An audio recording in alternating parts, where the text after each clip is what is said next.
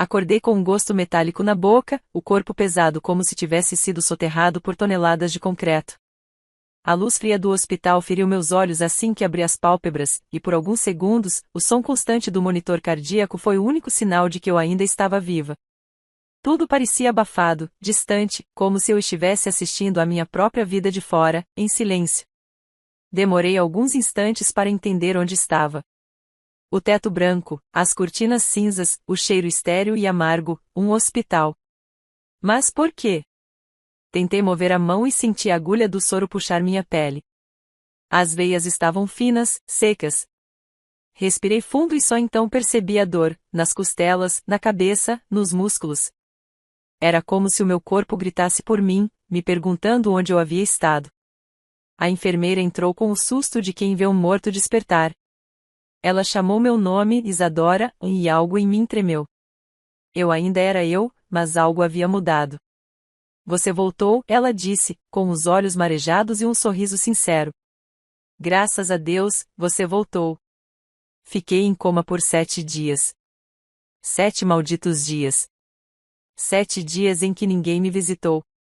A enfermeira hesitou quando perguntei sobre minha família. Eu notei. O silêncio dela foi mais revelador do que qualquer palavra. Ela desviou o olhar e disse que me deixaria descansar, mas eu já sabia. Eles não estiveram aqui. Nenhum deles. Nenhuma ligação. Nenhuma mensagem. Assim que pude mexer o braço direito, estiquei a mão até o criado mudo. Meu celular estava ali, carregando. A tela estava repleta de notificações e nenhuma era deles.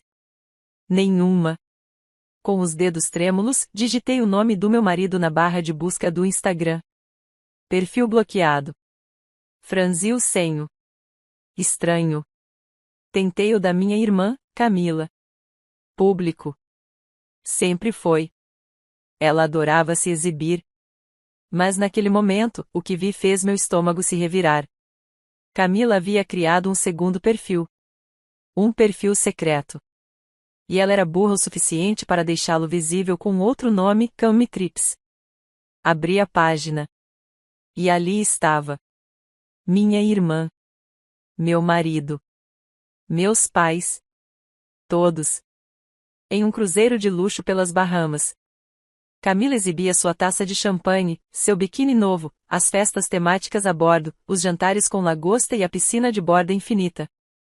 Em uma das fotos, ela segurava uma plaquinha escrita, reais 20 mil bem gastos, com um emoji piscando.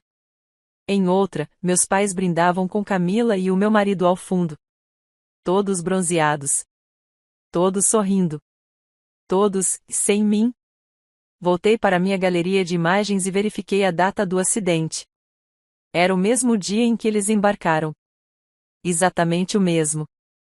O impacto disso foi mais violento do que o próprio carro que me jogou contra o poste. Não era apenas a dor física. Era o abandono. O descaso. A confirmação cruel de tudo aquilo que eu me recusava a enxergar. Camila sempre foi o centro das atenções. A queridinha. A bela. A invejável. Eu era apenas a sombra. A responsável. A útil. Meu marido, Bruno, sempre defendeu que eu era muito emocional quando dizia que me sentia preterida. Agora, eu sabia a verdade. Não era emoção. Era exclusão. Respirei fundo, tentando conter a náusea. Liguei para ele. Eu precisava ouvir com minha própria voz o que ele teria coragem de dizer. Oi, amor, ele atendeu, com a voz apressada e abafada pelo som de música ao fundo. Onde você está? Perguntei, e minha voz soou firme, apesar do nó na garganta. Ele hesitou por meio segundo, apenas o bastante para que eu soubesse que iria mentir. Viagem de negócios, respondeu. Fechei os olhos. Sorri. Não porque achei graça. Sorri porque senti uma raiva tão profunda, tão cortante, que se eu não sorrisse, começaria a gritar. Aproveite, disse apenas, e desliguei. Guardei o telefone no travesseiro e olhei para o teto branco mais uma vez. Mas agora, algo em mim estava diferente. Nascia em silêncio uma promessa. Eles não sabiam o que haviam feito. Ainda não. Fiquei mais 5 dias no hospital, reabilitando o corpo, mas também treinando minha mente. Estudei cada passo deles pelas redes sociais, cada vídeo postado, cada legenda. Aprendi mais sobre eles nessas imagens do que em uma vida inteira de convivência. Eles se sentiam livres. Se sentiam impunes. Camila escreveu em uma das fotos, finalmente, férias sem a chatice da Isadora para atrapalhar. Meu sangue ferveu. E pela primeira vez, não chorei. Decidi que eles voltariam de viagem para um mundo onde eu não seria mais sombra. Eu seria tempestade. No dia da minha alta, me levantei sozinha. Recusei ajuda. A enfermeira me abraçou, e agradeci. A única pessoa que havia se importado comigo naqueles dias havia sido uma estranha. Isso diz tudo sobre a família que eu tinha. Saí do hospital com a mesma roupa do acidente. Amassada, ensanguentada, com a calça rasgada na altura da coxa e o casaco pendendo por um ombro. Um táxi me levou até o apartamento. Quando a porta se abriu, senti o cheiro de mofo e abandono. A casa estava do mesmo jeito que eu deixei. Exceto pela mala de viagem jogada no sofá. Eles haviam passado ali antes do embarque. Pegaram o que queriam. Nem notaram que eu não voltei. Abri a mala. Lá estavam os protetores solares, os vestidos de verão da Camila, o terno de linho branco do Bruno, as passagens impressas. Peguei uma folha e li. Cruzeiro Luxo Supreme, Suíte VIP, reais 20.000 por pessoa, 4 pessoas. 4. Eles usaram meu dinheiro. Ou melhor, usaram o dinheiro da nossa conta conjunta. A conta onde eu depositava todo o salário. Sentei no chão e respirei fundo. Cada detalhe importava. Cada traição merecia resposta. E eu responderia com silêncio. Com planejamento. Com precisão. Peguei o notebook, acessei os aplicativos do banco e baixei cada fatura, cada extrato, cada comprovante de gasto. Tracei a movimentação de cada centavo, de cada compra feita com o meu nome, de cada débito compartilhado que eu arcava sozinha. Eles achavam que eu iria chorar? Que eu imploraria por atenção? Não. Eu iria devolver tudo. Mas não com lágrimas. Com perda. Com desespero. Com uma surpresa que mudaria tudo quando desembarcassem daquele paraíso. Quando eles desembarcaram, era manhã de segunda-feira. Eu soube porque Camila, como sempre, postou uma selfie assim que pisou em solo firme. Ela estava com o cabelo molhado, um suéter da Gucci amarrotado sobre o ombro e um sorriso que eu conhecia bem, aquele que ela fazia quando se sentia superior ao mundo inteiro. O aeroporto, o carro alugado, a volta triunfal para casa, tudo estava documentado nos stories dela. Inclusive o vídeo no qual ela dizia: "Nada como voltar das férias e saber que deixou os problemas para trás, né?" Ela não fazia ideia de que o verdadeiro problema estava esperando por ela dentro do apartamento. Cheguei na noite anterior. Mudei as fechaduras. Recolhi tudo que era meu e também o que era legalmente meu. Os papéis da casa, os documentos do carro, os cartões que ele deixava esquecidos nas gavetas, o notebook do trabalho com todas as senhas. Tudo que ele ignorava, como sempre, mas que agora faria falta. Lavei o rosto, respirei fundo, e antes de sair, deixei um envelope lacrado em cima da mesa da sala com um bilhete simples. Boas férias? Espero que sim. Agora é minha vez. Não fiquei para ver a reação deles. Fui embora de táxi, sem dizer nada a ninguém. E, naquele momento, percebi que tinha renascido. Eu não era mais a mulher que pedia por atenção. Não era a que chorava em silêncio por não ser escolhida. Eu era a mulher que tinha despertado do coma mais viva do que nunca.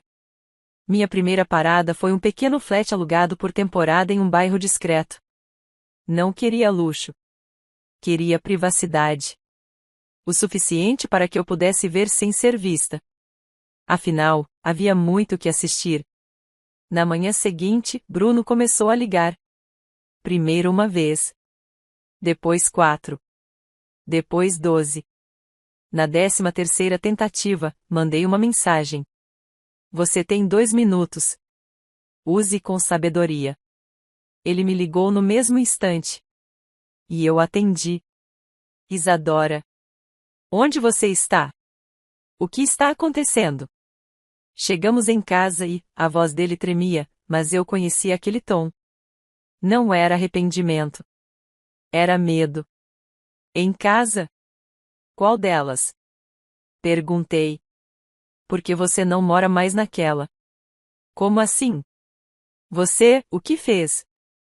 As nossas coisas, o nosso contrato, o nosso casamento. Você não pode simplesmente. Ah, Bruno, cortei. Eu estive em coma. Você estava em um cruzeiro. Camila postou tudo. Inclusive a parte em que vocês brindam dizendo, agora estamos livres da Isadora. Lembra disso? O silêncio dele do outro lado da linha me deu mais prazer do que qualquer vingança planejada até então. Você não entende, foi tudo mal interpretado. Nós não sabíamos se você ia sobreviver. Camila estava abalada, meus sogros insistiram, e... Seus sogros. Meus pais, Bruno. Meus pais. Corrigi, com firmeza. Mas você tem razão. Eu entendo sim. E sabe o que mais? Estou te dando um presente. Um tempo só para você. Já que gosta tanto de viagens de negócios, aproveite. E desliguei. Começou aí o desespero deles. Camila foi a próxima a me procurar. Mandou mensagem, ligação, áudio, até me marcou em postagens com legendas patéticas como a família é tudo e sinto sua falta, mana. Claro que apagava tudo logo depois. Mas eu tirava prints. Cada tentativa frustrada de parecer alguém que ela nunca foi.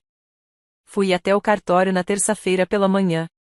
Tinha todos os documentos, todos os comprovantes, os registros das transferências bancárias que mostravam claramente que o dinheiro usado no cruzeiro saiu da minha conta.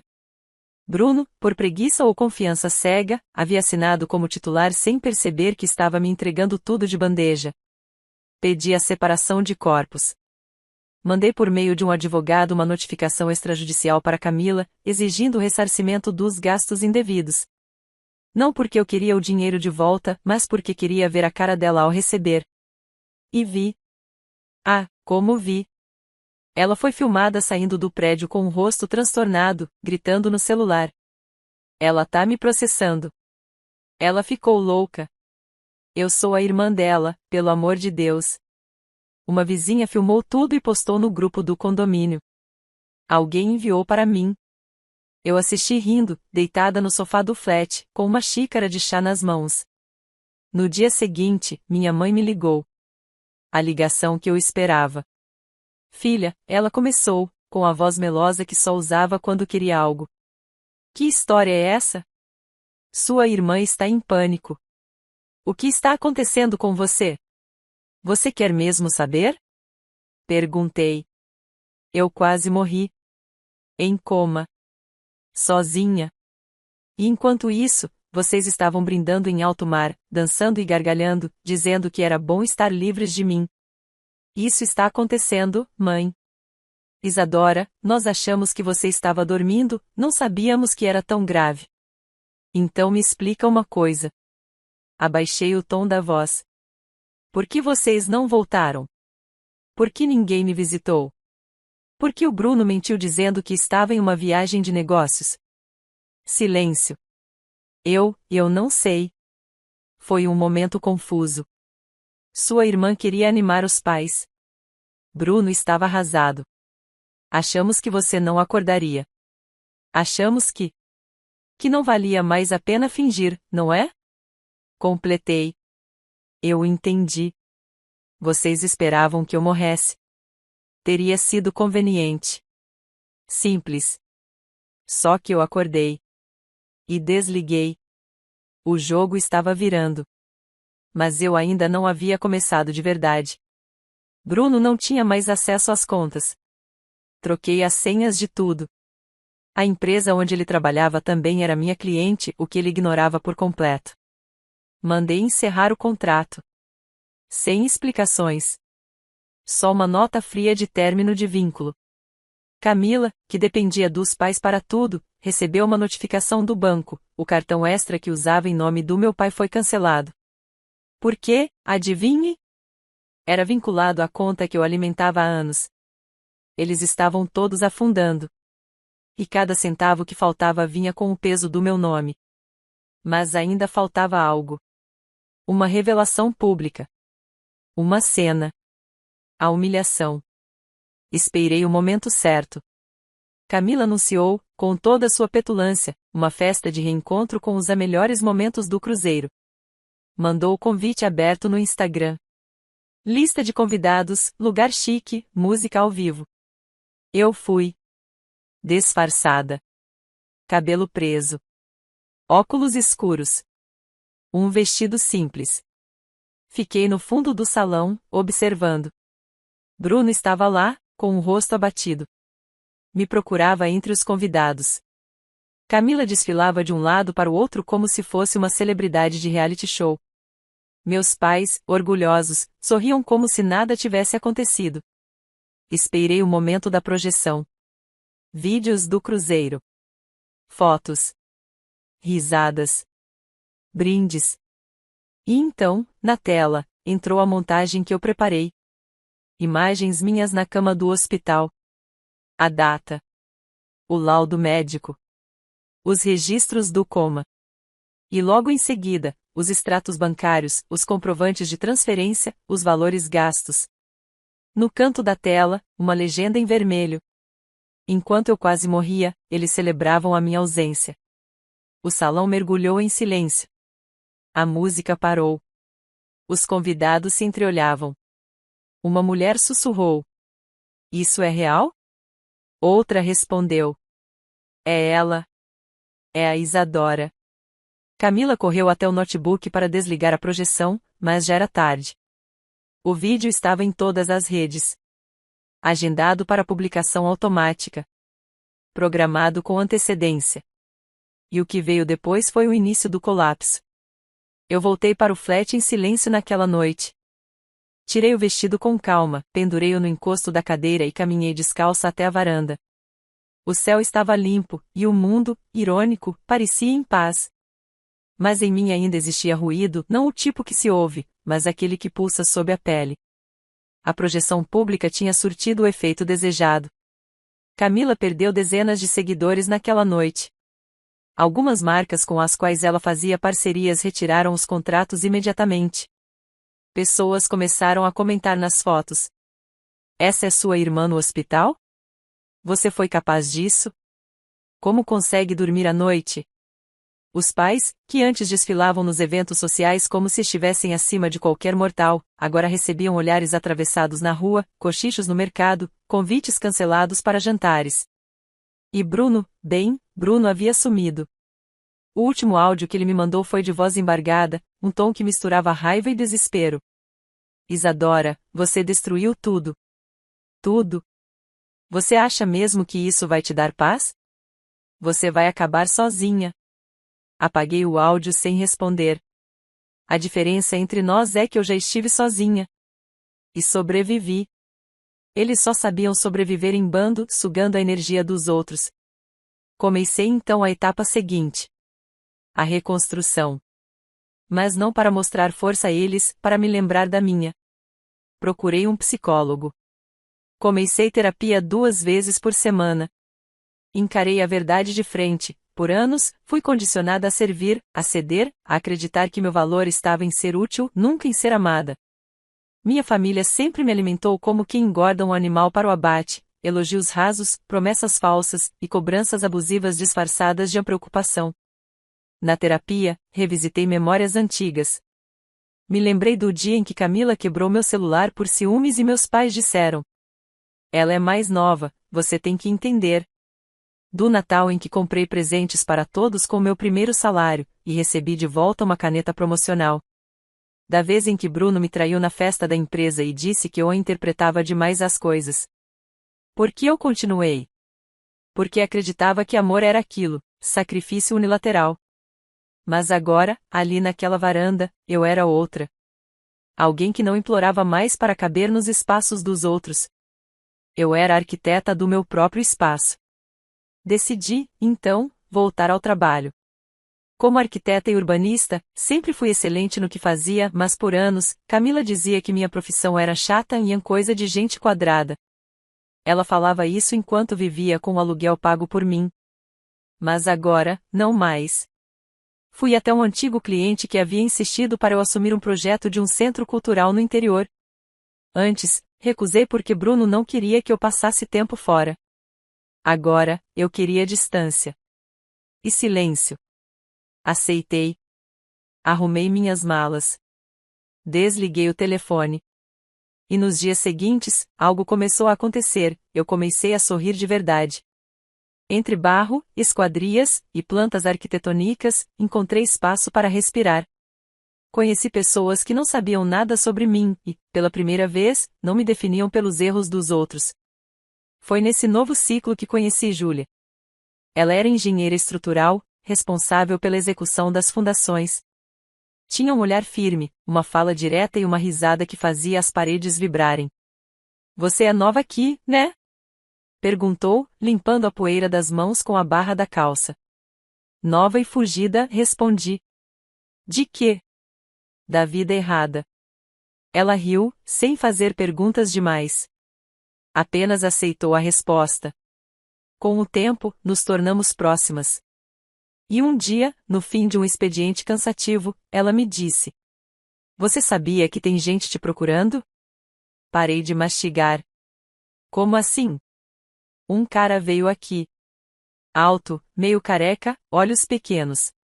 Disse que era seu marido. Tentou me convencer a passar seu endereço. Bruno. O que você disse? Que você morreu.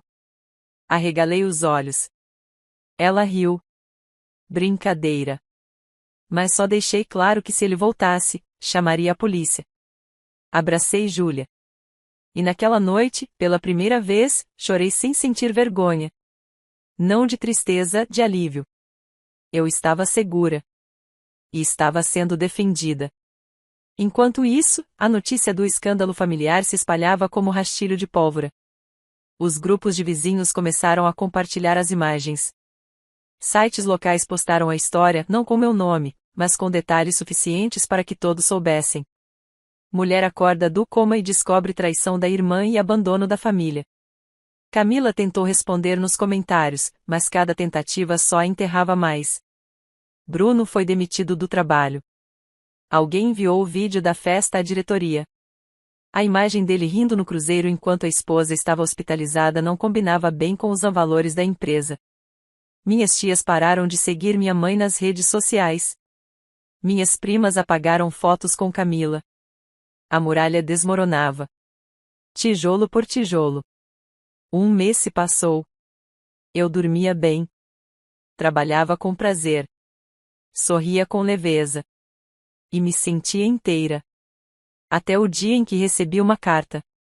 Escrita à mão. Sem remetente. Mas reconheci a letra, era da minha mãe. Filha, não sei como as coisas chegaram a esse ponto. Estamos sem casa, sem dinheiro. Seu pai está doente, Camila está em depressão, e Bruno sumiu. Eu sei que você está magoada, mas lembre-se que família é tudo que temos no fim. Por favor, volte. Nos perdoe. Precisamos de você. Engraçado. No fim, eles dizem que família é tudo ou só quando não tem mais nada. Guardei a carta em uma gaveta. Não respondi. Na semana seguinte, uma ligação do banco me avisou que Camila tentou sacar dinheiro da minha conta antiga com um cartão vencido.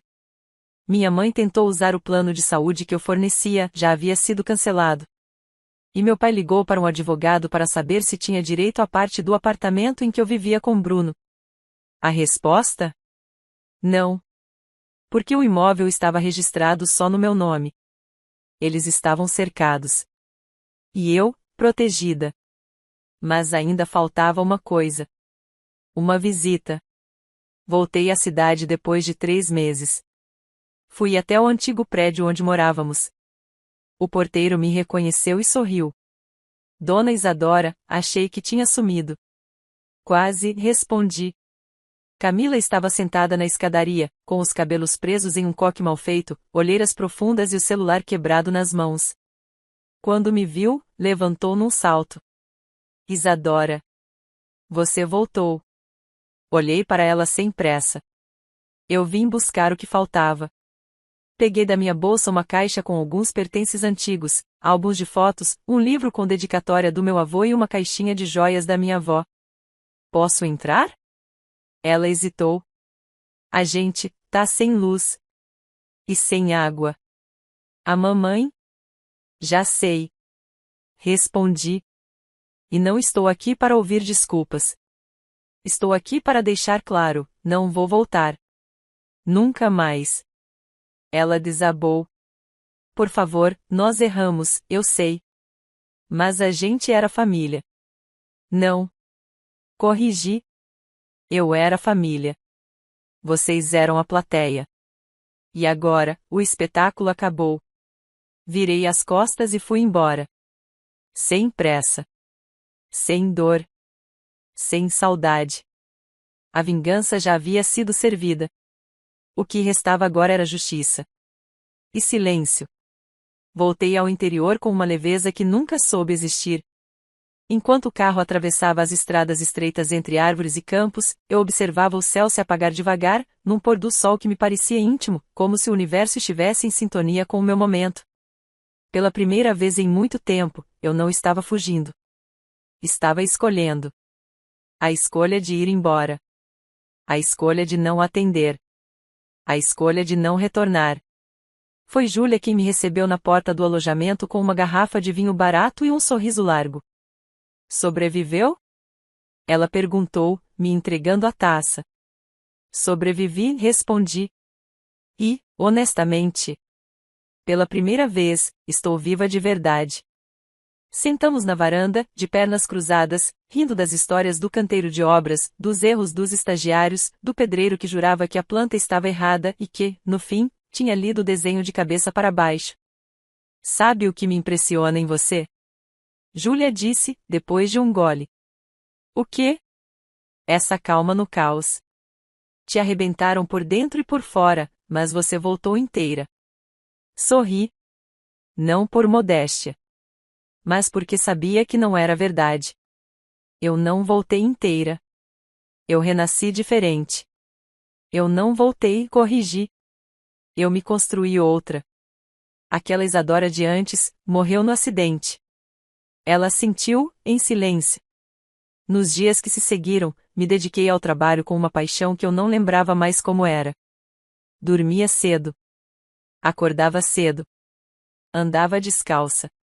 Tomava café em silêncio. E sentia paz.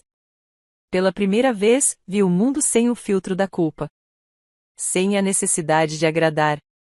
Sem o peso da comparação com Camila, sem a cobrança constante do Bruno, sem os olhares frios dos meus pais que, por décadas, me fizeram sentir que eu precisava merecer amor. Não precisava. Amor não se implora. Amor se oferece ou se retira. Em uma manhã, Júlia me entregou uma carta. Chegou para você no escritório, disse. E, não é da sua família. Abri com cuidado. Era da diretoria do projeto em que trabalhávamos. A carta informava que eu havia sido escolhida para assumir a coordenação geral da obra. Um reconhecimento pelo empenho, pela precisão técnica e pela postura ética. Fechei os olhos por um instante. Parabéns, chefe, Júlia disse, me abraçando de lado. E pela primeira vez na vida, o elogio fez sentido. Eu era reconhecida por quem eu era. Não pelo que eu suportava. Na mesma semana, fui chamada para dar uma palestra na universidade local. O tema? Arquitetura como resistência emocional. Eu ri quando li o convite. Não por desdém, mas porque, de fato, aquilo resumia tudo. Subi ao palco com as mãos suando. Mas bastou ver os olhos atentos dos alunos e das professoras para que minha voz encontrasse firmeza. A arquitetura, para mim, não é só desenho técnico, comecei. É escolha. Escolher o que sustenta. O que acolhe. O que se derruba. E o que se reconstrói. No fim, fui aplaudida de pé. E uma menina se aproximou, olhos marejados. Você falou o que eu precisava ouvir. eu achava que era fraca por querer ir embora da minha casa. Segurei a mão dela. Querer sair de onde te ferem não é fraqueza. É sobrevivência. Naquela noite, recebi uma mensagem que não esperava. Era da esposa de um dos colegas de Bruno. Curta, direta. Obrigada por ter exposto tudo. Meu marido era igual a ele. Só entendi o que vivia depois de ver seu vídeo. Me separei. E estou em paz. Fiquei parada por um tempo, olhando para a tela. A minha dor tinha virado farol. Mas nem todos estavam satisfeitos. E eu sabia que eles não ficariam quietos por muito tempo. No sábado seguinte, ao sair do mercado, encontrei meus pais sentados em um banco da praça central da cidade. Estavam abatidos, com roupas que já tinham visto dias melhores. Minha mãe levantou assim que me viu. Meu pai, não. Isadora. Ela gritou. Espera. Espera só um minuto. Parei. Não por eles. Por mim. Queria olhar nos olhos dos meus algozes e ver o que restou. Ela caminhou até mim com os braços estendidos, como se o gesto de acolhimento que me negou por toda a vida agora pudesse se materializar. Nós erramos, filha, a gente não sabia que estava te perdendo. Vocês sabiam, interrompi. Vocês só não se importaram. Ela engoliu em seco. Camila está mal. Ela tentou se machucar. Bruno sumiu. Estamos vendendo o que sobrou da casa. E nós precisamos de ajuda. Do seu apoio. Por quê? Perguntei. Por que logo o meu? Porque você é a mais forte, ela respondeu, sem hesitar. Respirei fundo. Não. Porque eu era a que mais cedia. Mas isso acabou. Eu não vou me rebaixar mais. Não por você. Não por ninguém. Ela tentou me abraçar. Recuou quando levantei a mão. Adeus, mãe. Se quiser alguém para amar, recomendo que comece por si mesma. Deixei as sacolas no carro e voltei para o alojamento com o peito em chamas. Não de ódio. De certeza. A dor deles não me alimentava. Mas a minha paz, sim. Na semana seguinte, Júlia chegou animada no escritório. Adivinha? Saiu matéria nova com você no Jornal da Capital. A história correu e agora estão te chamando de uma mulher que acordou do coma e fez o mundo acordar também. Ri. De verdade. Só faltava me transformarem em meme. Já fizeram. Ela gargalhou. E é ótimo. Tem você com a legenda, acordei do coma e acordei o Brasil. Entrei na rede social e vi. E pela primeira vez, aquilo não me doeu. Porque agora a narrativa era minha. Minha história, contada do meu jeito, com minhas palavras. No fim de semana, fiz algo que adiei por meses. Visitei o túmulo da minha avó. Ela havia partido 5 anos antes. Era a única da família que me olhava como se visse algo de precioso em mim. Algo que os outros jamais enxergaram. Sentei no chão, encostada no mármore frio, e falei com ela como fazia em criança. Vó, eu voltei. Inteira. Não como eles queriam. Mas como a senhora sempre acreditou que eu podia ser. O vento soprou. E juro por tudo, me senti abraçada. Saí dali com a alma em paz. No mês seguinte, assumi oficialmente a coordenação da obra. O Centro Cultural ficou pronto antes do prazo. Fui premiada em uma conferência estadual. Recebi convites para novos projetos, até mesmo de fora do país.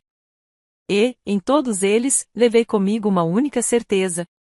Eu não precisava de ninguém que me deixaria sozinha em um hospital. Camila? Se afastou das redes. Bruno?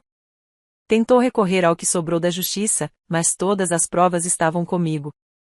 Meus pais? Foram morar com um parente distante no interior. Nunca mais apareceram. E eu? Eu construí uma vida. Com minhas mãos. Com minha dor. Com minha força. E não me arrependo de nada. Era uma manhã calma quando a chave caiu no chão da varanda. Eu tinha acabado de abrir as janelas, deixar o vento atravessar os cômodos, e sentar com meu café ainda fumegante. Mas ao me levantar para buscar um livro, o molho de chaves escorregou da prateleira e foi parar sob a cadeira. Ajoelhei para pegá-lo. E ali estava ela. A pequena chave dourada. A que eu jurava ter jogado fora. A da primeira casa. Fiquei com ela entre os dedos por um instante, como se pesasse mais do que era fisicamente possível. Era a lembrança de tudo. De como me apaguei para caber. De como fui empurrada para fora da minha própria vida por aqueles que diziam me amar. Hoje, sim, murmurei. Hoje eu volto. Mas por mim.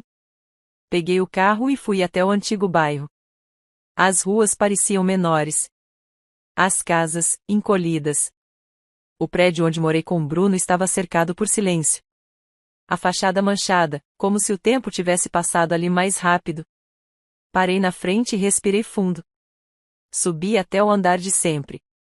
A porta do apartamento que fora meu lar por tanto tempo parecia desbotada. Ainda tinha o adesivo do lar doce larantorto no canto. Coloquei a chave na fechadura. E ela girou. Claro que girou. Ele nunca trocou. Ele nunca acreditou que eu voltaria. Entrei. O cheiro era de mofo e arrependimento. Havia caixas pelo chão. Papéis. Roupas espalhadas. Como se ele tivesse começado a arrumar as coisas e desistido no meio.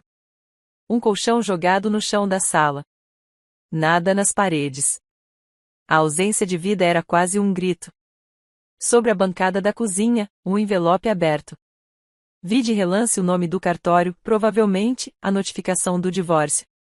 Em cima, um bilhete rabiscado. Eu tentei. Mas a culpa é toda sua. Você destruiu tudo. Sorri. Não por desprezo. Mas por constatar, ele ainda não entendeu. A culpa nunca foi minha. O que eu destruí não era uma vida. Era uma farsa. Saí do apartamento e tranquei a porta. Pela última vez. Deixei a chave dentro. Porque aquele lugar nunca mais teria poder sobre mim. Ao descer, encontrei o zelador. Ele me reconheceu na hora.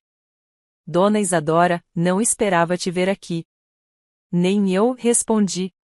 Mas precisava encerrar o ciclo. Ele assentiu, respeitoso. Ele quase nunca sai. Vive trancado. Parece um fantasma. Agradeci. E fui embora. Sem olhar para trás. Na semana seguinte, participei da inauguração do Centro Cultural. Júlia estava lá, ao meu lado, com aquele mesmo sorriso largo e os cabelos presos com lápis de obra. Sabe o que eu pensei? Ela disse. O quê? Que você deveria dar seu nome à sala principal. Ri. Já pensou? Sala Isadora Souza. Ia soar pretensioso demais. Não. Ia soar justo. Ela pegou minha mão. Você acordou do coma e construiu um mundo inteiro. Isso tem que ser lembrado. Na cerimônia, fui chamada ao palco para o discurso de abertura. Olhei para as pessoas diante de mim. Estudantes, profissionais, moradores da cidade, gente que só queria um espaço onde arte e liberdade pudessem respirar. Respirei fundo e falei. Eu estive em silêncio por tempo demais. Adoeci tentando ser o que esperavam de mim. Mas quando acordei, literalmente, percebi que ainda havia tempo. Tempo de recomeçar. Tempo de viver. Tempo de não aceitar menos. E para quem está aqui hoje se sentindo invisível, ferido, apagado, saiba que não é o fim. Se há algo em você que ainda pulsa, é porque há vida. E vida quer espaço. Que este centro seja o seu. O nosso. Fui aplaudida. Não por pena. Não por caridade. Mas porque aquelas palavras bateram em lugares profundos. Não só neles. Em mim também.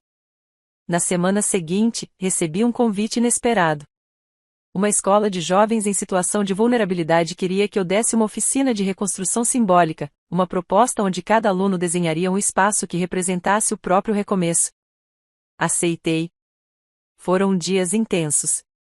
Cada traço dos alunos era uma história. A menina que desenhou uma biblioteca sobre rodas, o garoto que projetou uma casa com portas para todos os lados, a adolescente que criou um prédio onde todos os cômodos eram salas de acolhimento. Em um canto da sala, uma menina tímida se aproximou de mim. Você era a moça do vídeo? Ela perguntou. Assenti. Ela tirou do bolso um desenho amassado. Fiz para você. Era uma árvore enorme, com raízes profundas. E no tronco, estava escrito: aqui ninguém mais te arranca. Segurei o choro até conseguir abraçá-la. Porque, ali, compreendi tudo. Minha vingança nunca foi contra eles. Foi por mim. Pela menina que eu fui. Pela mulher que me tornei. E por todas as outras que ainda vão despertar. No fim daquele mês, aluguei uma casa pequena perto das montanhas. Com varanda de madeira, rede, e silêncio. Plantei flores. Adotei um gato que apareceu no meu quintal e nunca mais foi embora. Chamei-o de Faro. Na última noite de verão, sentei no jardim com um caderno de capa vermelha. Na primeira página, escrevi: esta é a história de uma mulher que acordou do coma e descobriu que estava viva pela primeira vez. Fechei o caderno e sorri. Porque minha história não acaba aqui. Ela só começou quando parei de pedir permissão para existir. Agora, eu sou o centro da minha vida. E nunca mais dormirei no lugar errado. Fim.